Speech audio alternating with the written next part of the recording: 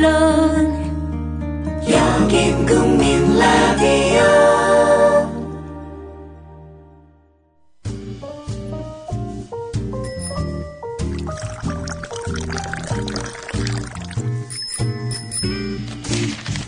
아침 신문 귀로 읽기 김용민 PD의 조간 브리핑. 부장님, 대리운전은 뭐 부를까요? 대리운전 블랙박스 주는 1800-6606 대리운전이 있지 않은가? 20회 이용시 블랙박스를 주는 1800-6606 블랙박스 대리운전이요? 그럼 검색창에 블랙박스 대리운전을 검색해보게. 홈피에는 다양한 상품들도 있다네. 저기 부장님, 블랙박스 대리운전에서는 국민TV에 후원도 한다면서요.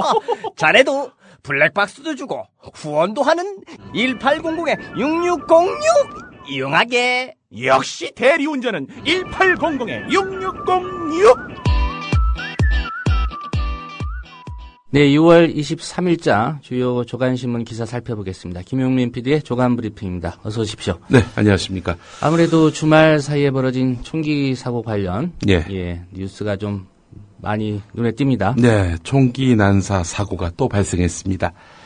지난 21일, 그러니까 토요일 저녁 8시 15분경이군요.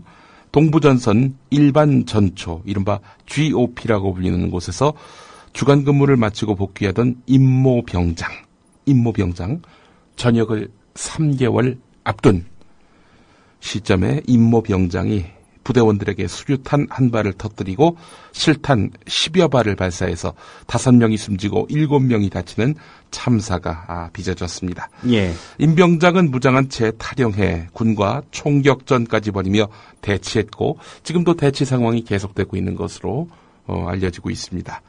지금 현재 시각이 2014년 6월 23일 아침 7시 55분인데 말이죠. 예. 자, 이 과정에서 또 장교 한 명이 부상을 입는 그런 일이 벌어졌는데 말이죠. 총기 난사가 무슨 일이 있어도 막아야 할 최악의 군기 사고 아니겠습니까? 오늘 경향신문 사설을 인용해 보겠습니다. 그럼에도 잊을만 하면 반복적으로 터지고 있다는데 이 문제의 심각성이 있다. 2005년 6월 경기도 연천 전방초소에서 김모 일병이 내무반에 수류탄을 투척하고 총기를 난사해서 8명이 사망하고 2명이 중상을 입는 참극을 빚었고 2011년 7월에도 인천 강화 해병대 해안초소에서 김모 상병이 내무반에 소총을 난사해서 4명이 사망하는 사태를 겪었다. 그때마다 군 당국은 대국민 사과와 더불어서 재발 방지 약속을 되풀이했는데 3년 만에 사고가 다시 터졌으니 빈말이 되고 만 것이다. 이렇게 평가하고 있습니다. 이 3개월 앞둔 말년병장이 왜 이런 끔찍한 일을 저질렀을까요? 도무지 이해할 수가 없습니다. 부대에서 또는 개인에게 어떤 일이 있었는지 정확한 사고 경위와 배경을 밝혀야 할 것입니다. 그렇기 때문에 스스로 이렇게 총기를 버리고 나오지 않으면 사살하겠다. 이런 위협은 잡기 위한 그 위협에만 그쳐야 된다는 게 제 생각입니다. 예. 일단 생포를 해서 경위를 파악하고 그 다음에 준엄하게 죄를 꾸짖어야 한다는 게 제 생각인데요. 아마 많은 분들도 공감하실 겁니다. 총기 사고는 병사와 총기의 관리 문제에서 비롯되는 만큼 그에 대한 진상과 책임 소재의 정확한 규명을 통해서만 실질적인 대책을 세울 수 있다. 원칙론적인 이야기지만은 이 원칙이 지켜지지 않으니까 이런 사고가 자꾸 발발하는 거 아니겠습니까? 무엇보다도 가장 큰 문제는 이 관심 병사로 분류됐던 임병장이라고 하거든요. 예. 자, 그런데도 A급 관심 병사가 B급 관심 병사로 조정이 돼서 GOP에 투입이 됐으니 결과적으로 이번 총기 난사 사고로 이어지게 된 가장 우선적으로 찾을 수 있는 원인이 아니겠는가 이렇게 분석이 됩니다. 아버지가 찾아와서 다 끝났다. 어서 투항하라. 이런 말씀을 하실 때는 어땠을까? 말하는 사람도 듣는 사람도. 참 어젯밤 이 뉴스를 접하신 분들의 마음이 착잡했으리라는 생각을 저만 하고 있진 않을 겁니다. 국민일보 사면을 보니까 예. 이런 기사가 있네요. 임병장 진급을 축하해요. 참으로 흐뭇한 오늘에 감사하며 아들들 건강관리 잘하세요. 이런 글이 말이죠. 지난 6월 1일에 올라왔다고 합니다. 총기 난사 사건이 발생한 동부전선 육군 22사단 부대 인터넷 카페에 병장 진급자들을 축하하는 글이 올라왔는데요.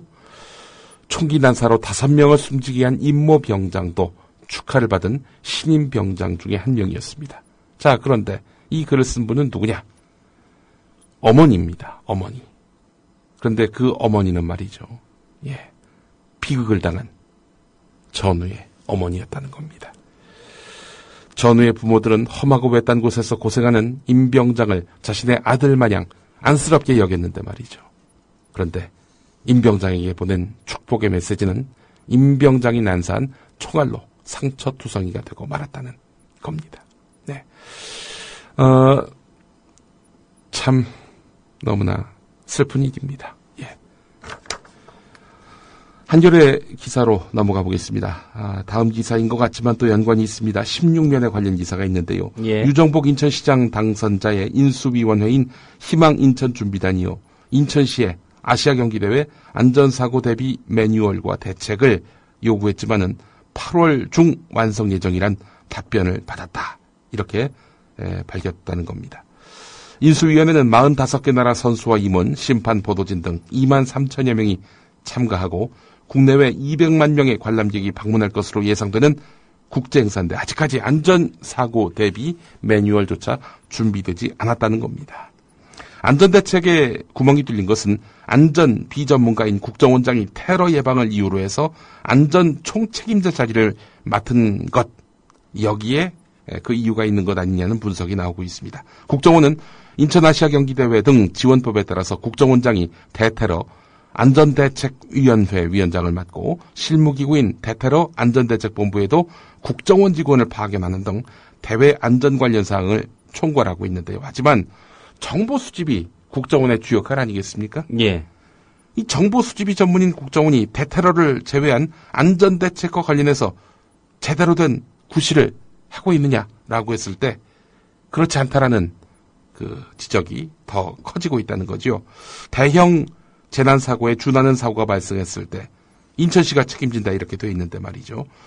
국정원이 주관하는 대테러 안전대책위원회 회의는 지금까지 딱 한 차례 열렸다고 합니다. 안전대책을 국정원이 총괄하고 있지만 현장에서는 대간첩, 대테러 작전을 수행하는 건 경찰 특공대 아니겠습니까? 일반적으로 테러 사건이 발생하면 사람을 통제하거나 폭발물을 수거하는 현장 조치는 기본적으로 경찰이 책임지는데 국정원은 현장에서 법 집행하는 기관이냐 했을 때 아니다라는 얘기밖에 들을 수 없다는 거죠. 그 세월호 참사도 보면은 위에서 펜대 굴리던 사람들이 대책을 세우다가 뭐 대책은커녕 실종자 수, 구조자 수도 제대로 파악하지 못하는 이런 그 예고된 참변을 연출하지 않았습니까? 그런데 이 정보 수집하는 국정원 보고 대테러 업무까지 다 떠맡기는 아시아 경기대회. 이래저래 걱정이 아닐 수가 없습니다. 안전에 대한 관념들이 없어요. 인천 아시안 게임이 그렇게 시간이 많이 남아있는 그런 상황이 아닙니다. 글쎄 말입니다. 오늘 동아일보 기사 코피노 엄마 이야기 이미 뭐 보도가 많이 됐죠. 지난 주말 동안에. 한국인과 필리핀인 사이에서 태어난 아이를 코피노라고 부르는데요. 이들 내팽개친 한국인 아버지들 때문에 사회적인 문제가 되고 있습니다. 필리핀인 어머니가 국내 법원에 아이들의 아버지임을 인정하라라면서 소송을 내서 처음으로 승소했습니다. 동아일보는 오늘 8면에서 상세하게 그 현장의 상황들을 전하고 있습니다. 지금은 내 상황이 어려워. 하지만 5년만 줘. 5년 뒤부터는 당신이 어디 있든 당신을 찾겠어. 꼭 돌아올게. 2008년 2월 42살의 남자는 자신의 아이를 임신한 당시 19살의 여성을 두고 필리핀 여성입니다. 한국으로 돌아갔습니다. 이 남성은 한국인입니다. 이 남성의 이름을 딴 아이가 6살이 됐지만 이 필리핀 여성은 그가 어디 있는지 모릅니다. 연락이 닿지도 않습니다. 달아빠진 사진으로만 아빠의 얼굴을 본 아들은 외삼촌이 부르는 대로 아버지를 불렀습니다. 코리안 보이라고. 참. 17살에 한국 남성을 만난 여성도 있었습니다. 학비를 대줄게. 마사지숍에서 이렇게 접근을 했는데 임신 4주차 때 홀로 떠나버렸다는 겁니다. 제왕절개에 수술비를 빌려서 겨우 퇴원해가지고 그렇게 해서 아기를 낳기도 했다고 하는데 같이 살아달라는 건 아니다. 버림받은 것 모르고 자란 아이가 나도 아빠 있어 라고 할 수 있도록 최소한 한 번만 만나줬으면 좋겠다라는 것이 이들의 바람이란 겁니다. 이 여성들 한창 일할 20대 초에 출산을 했는데요. 엄청난 생활고에 시달리고 있다고 합니다. 동아일보 취재진이 3월에 필리핀에서 만난 코피노맘들은 빈곤 속에서 아이를 키우고 있었다고 하는데요. 아이의 친부로부터 양육비를 지원받는 사람은 거의 없었다고 합니다. 코피노맘 8명 가운데 5명은 직업이 없었다는 거죠. 예. 길거리에서 음료수를 파는 걸로 생계를 꾸리는 그런 여성도 있었다고 하는군요. 동아일보 취재진이 만난 코피노맘 8명이 코피노 아버지를 만난 평균 나이는 20.4세 만으로 임신 당시는 22.2세에 불과했다고 합니다. 평균치가 그렇습니다. 코피노가 자라서 성인이 된 다음 한국인 남성에게 농락당한 경우도 있었다고 하는데 정말 기가 막힌 일이죠.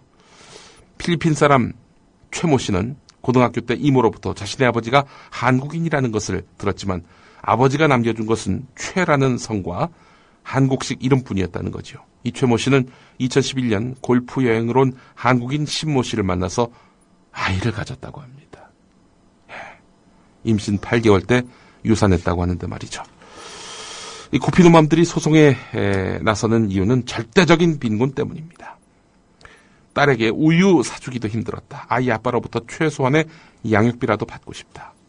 양육비 소송이 본격화됐지만 소송은 한국인 아버지의 신상 정보가 있어야만 가능하지 않겠습니까? 민간단체의 지원이 필요합니다. 일본 경우 어떠냐? 일본의 경우에는 일본인 남성과 필리핀인 여성 사이에서 낳은 자녀, 이른바 자피노 지원 활동이 활발하다고 하는군요. 일본 필리핀 어린이 네트워크가 20년 동안 자피노 539명의 일본인 아버지를 찾아서 양육비를 받을 수 있도록 했다고 합니다. 예. 문창극 이야기가 왜 안 나오냐 하실 분들 이제부터 귀 기울여 주십시오. 문창극 이야기입니다. 그런데 오늘 중앙일보하고 동아일보가 예. 아주 묘한 그런 뉘앙스의 논조를 펴고 있습니다. KBS가 악마의 편집을 했다. 논설을 통해서 이렇게 강조하고 있고 지난 MBC 금요일에 토론회 방송 문창극 동영상 그대로 틀었다는 거 아닙니까? 그 동영상을 본 이후에 여론이 급격하게 바뀌고 있다. 이런 내용의 기사를 또 칼럼을 싣고 있습니다. 소개해드리겠습니다. 바뀌고 있습니까? 글쎄요. 제가 이제 설명해드릴 내용이기도 한데 근거가 없어요. 그냥 바뀌고 있다. 자기들 주장밖에 없습니다. 김순덕 칼럼 유명하죠. 이분이 동아일보 논설실장이 됐어요. 논설위원이었다가 논설실장이 됐군요. KBS 뉴스는 문창극 후보자가 교회 강연에서 일제 식민 지배와 이어진 남북 분단이 하나님의 뜻이란 취지의 발언을 한 사실이 확인됐다는 앵커 멘트로 시작한다. 그가 하나님의 뜻이라고 말한 건 사실이다. 그 다음 하나님은 우리 민족을 단련시키려고 고난을 준 다음 그 다음 길을 열어준 것이다 라고 했다는 대목은 뉴스 어디에도 없다. A는 돈을 받았다. 정당한 보상이어서다가 진실인데 돈을 받았다만 보도에서 마치 뇌물을 받은 것처럼 만든 꼴이다. 이렇게 이야기하고 있네요. 동아일보는 가슴에 손을 얹고 자기들은 그런 보도를 과거에 안 했는지 우선 따져보고요. 그리고 두 번째로 KBS 보도가 정말 악마의 편집이었는지 본질을 호도했는지 그야말로 텍스트만 딱 잘라내서 맥락이라 할 수 있는 컨텍스트를 본질을 외면했는지 이 부분을 한번 따져볼 필요가 있을 텐데 말이죠. 예. 여간 김순덕 칼럼 계속 읽어보겠습니다. 방송심의 기준 구조, 공정성은 방송이 진실을 왜곡하면 안 된다고 했다. KBS 방송 강령은 인터뷰 편집도 전체 흐름에 어긋나거나 일방적인 방향으로 해서는 안 된다고 못 박았다. 그러면서 문창극 보도는 KBS에서도 본인의 반론을 전혀 담지 않아 보도의 기본을 지키지 않은 최악의 보도라는 평가가 나오는 실정이다. 어디서요? 전 이 얘기 처음 듣는데. 물론 KBS 안에서 이런 얘기하는 사람들이 있겠죠. 그 직원이 거의 한 10,000명에 이르고 있는 판이니 예. 이런 얘기가 아예 안 나왔다라고 말할 근거도 없지만 그러나 이게 KBS의 공조직 안에서 통합된 목소리로 나온 적은 현재까지는 없습니다. 그냥 어디 한두 사람이 한 얘기를 갖고 KBS에서 이런 여론이 비등하다라고 주장하는 꼴은 아닌지 의구심을 갖지 않을 수가 없는데요. 자, 그러면서 지난 금요일 MBC 방송을 두고 김순덕 칼럼 소개합니다. MBC 게시판에는 차라리 처음부터 KBS가 이랬다면 여론이 이렇게 되었을까 싶네요라는 글이 올라와 있다. 예. 중앙일보의 이철호 수석논설위원회 칼럼 내용도 보겠습니다. 제목이 총리 후보 인격살인 악순환 끊자 이런 건데요. 지난 주말 MBC가 문창극 총리 후보 긴급대담을 내보냈다. 그의 교회 강연 풀 동영상을 내보내서 6.6%의 높은 시청률을 기록했다. 앞뒤 문맥을 잘라서 친일로 몰고 간 KBS와 비교된다. 잘 보았다는 칭찬글이 MBC 게시판에 넘치는 건 그만큼 우리 사회가 진실에 목마르다는 반증이다. 뭐 이런 내용입니다. 아니, 다 보시고 판단한 결과가 여론조사로 나오는 거 아닙니까? 예, 그렇죠. MBC가 무슨 그 동영상 전편을 입수해서 보도한 게 아니라 이미 총리실이 여러 차례 거쳐서 다 보시라. 전편을 보시라. 전편을 보시라고 한 이후로 여론이 더 나빠졌지 좋아졌냐 이겁니다. 예.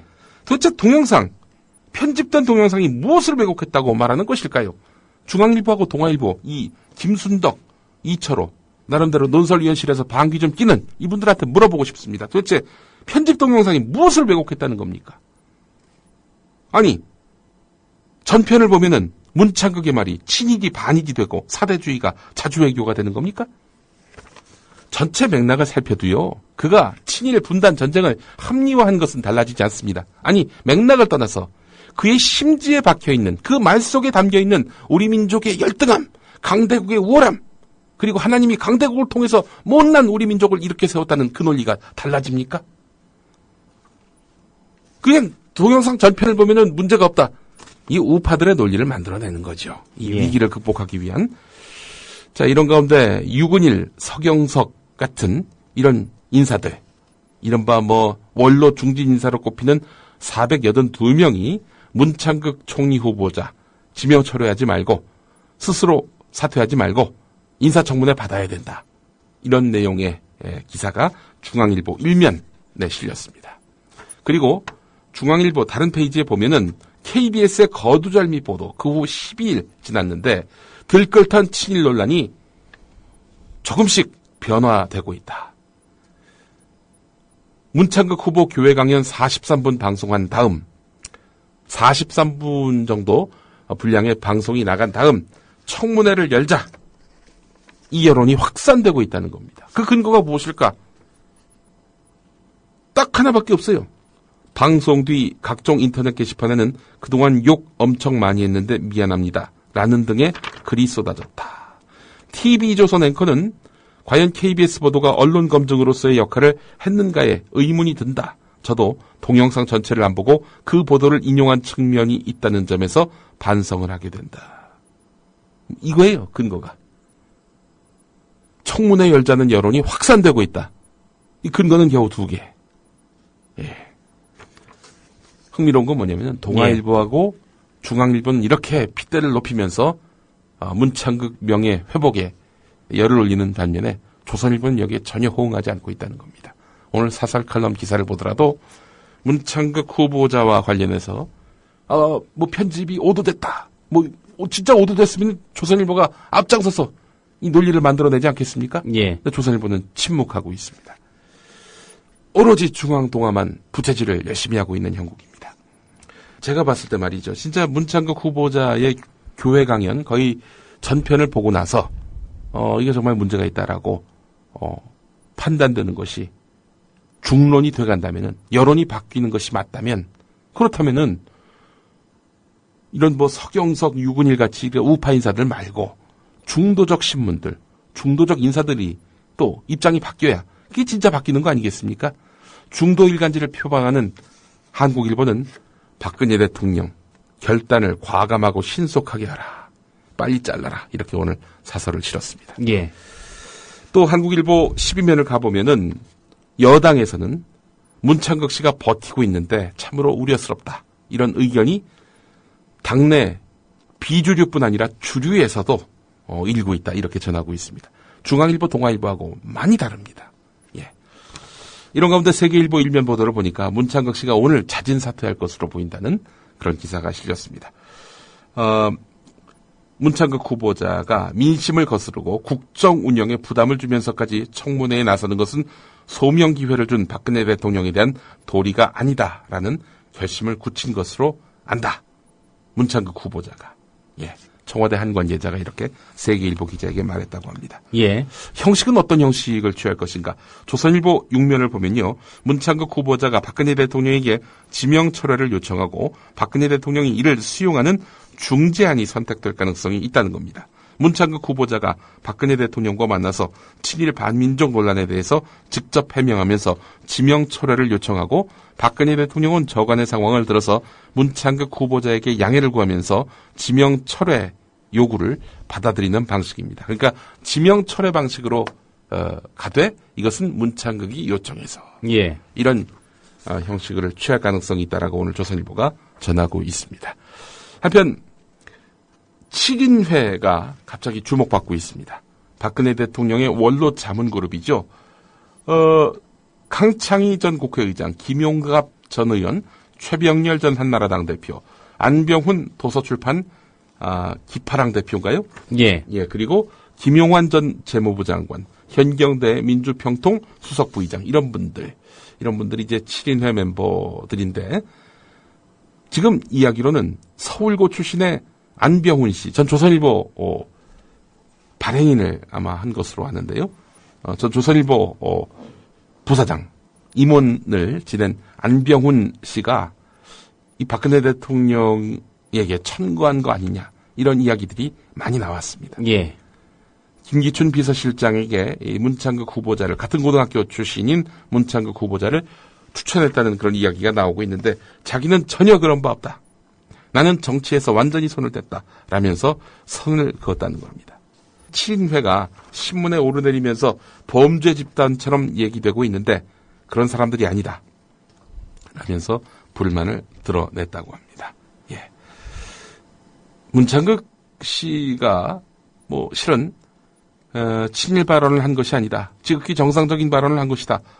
라는 중앙동아의 주장이 맞는다면은 이분들은 내가 천거했다라고 얘기를 하지 않았을까라는 생각을 또 해보게 됩니다. 예. 불리하니까 또 이렇게 부인하는 것 아닌가 하는 그런 의혹이기 때문에 일고 있는 형편입니다. 이런 가운데 정종섭 안전행정부 장관 후보자, 자신에게는 한 표가 아니라 100표를 달라고 했던 정종섭 안전행정부 장관 후보자의 정치적 편향 칼럼 그리고 책이 논란이 되고 있습니다. 이승만은 최고의 대통령이다. 김대중은 권력 사유화를 했다. 이러면서 편향된 입장을 밝혔고요. 전교조 가입 교사 명단을 인터넷에 공개한 조전혁 전 새누리당 의원에게 매일 3천만 원의 강제 이행금을 내도록 한 데 대해서 중앙일보 인터뷰에서 과거 전교조가 대한민국을 부정하고 불법 행위도 여러 번 한 적이 있다. 그 전교조 가입 정보가 순전히 사적 영역이라기보다는 공적 연관성이 있다고 봐야 한다라면서 조전혁 씨를 이렇게 옹호하는 그런 태도를 보이기도 했습니다. 예. 오늘 여기까지 해야 될 것 같습니다. 문창극 총리 후보자 지명 철회 여부와 관련된 정치 외적인 마지막 변수는 예. 제가 보기에는 예. 대한민국과 알제리의 조별리그 2차전이었습니다. 결과 오늘 만약에 이겼다면 어떻게 됐었을까요? 제가 그 입장이라면 예. 청문 요구서 제출합니다. 그러나 오늘 이렇게 아주 참패를 했기 때문에 참패라고 해도 과언이 아니겠죠. 예. 2대3에는 예, 오늘 여기까지 하겠습니다. 네, 김용민 PD의 조간 브리핑이었습니다. 잘 들었습니다. 예.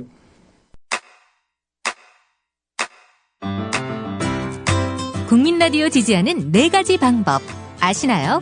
다운로드하기, 별점 주기, 댓글 달기, 구독하기. 국민 라디오를 보다 많은 이들에게 전할 수 있는 가장 손쉬운 방법. 다운로드하기, 별점 주기, 댓글 달기, 구독하기. 잊지 마세요. 다운로드하기, 별점 주기, 댓글 달기, 구독하기.